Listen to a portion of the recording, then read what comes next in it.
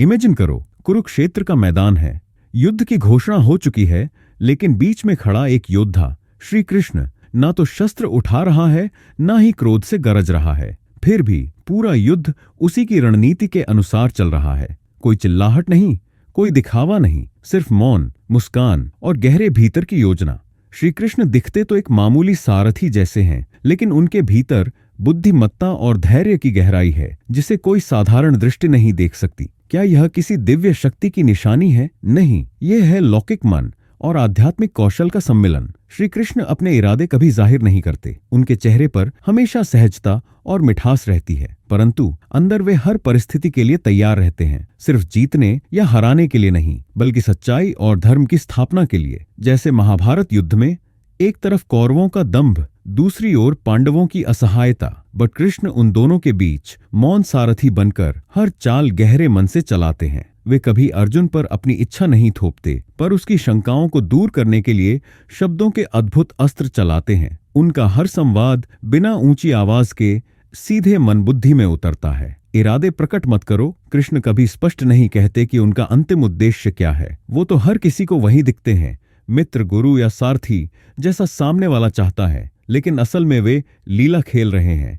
मन की गहराइयों में रूल दो शब्दों का चमत्कार। कृष्ण के वचन तलवार नहीं, सुई है, जो अर्जुन के संशय को चुपचाप दूर करते हैं। हे पार्थ, उठो, अपने धर्म का पालन करो। इतना कहते ही अर्जुन का सारा बोझ हल्का हो जाता है।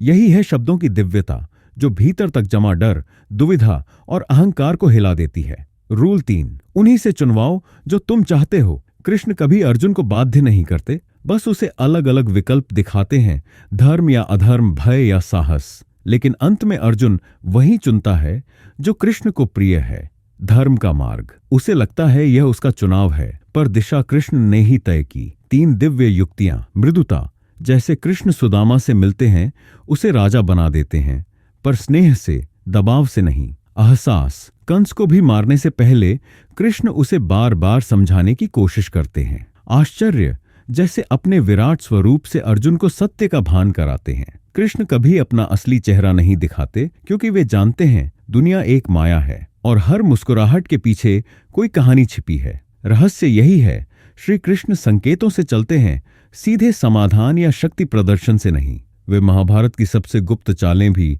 प्रेम, मैत्री और विवेक से चलते हैं। अंत में समझो, कृष्ण की माया और लीला का नाम अक्सर मैनिपुलेशन रखा जाता है, पर असल में वह अपने को नहीं, सिर्फ सच्चाई और धर्म को स्थिर करने का माध्यम बनते हैं। जीत अपनी नहीं, धर्म की, शक्ति अपनी नहीं, प्रेम की, चाल अपनी नहीं, समझदारी की। तो अगर आज तुम यह सीख गए हो कि असली शक्ति शांति में है और असली जीत दिल दिमाग से खेली गई चालों में, तो एक पंक्ति लिखो, अब मैं खुद को अर्जुन समझता हूं और कृष्ण को अपना सारथी, क्योंकि सबसे बड़ा युद्ध बाहरी नहीं, भीतर मन में चलता है। अगर तुम ऐसी ही गहराइयों, आध्यात्मिक मनोविज्ञान और भीतर छुपे सत्य को समझना चाहो, यह यात्रा शुरू करो, क्योंकि जीवन का महाभारत हर रोज भीतर खेला जाता है और गुरु वही है जो तुम्हें खुद को जीतना सिखा दे।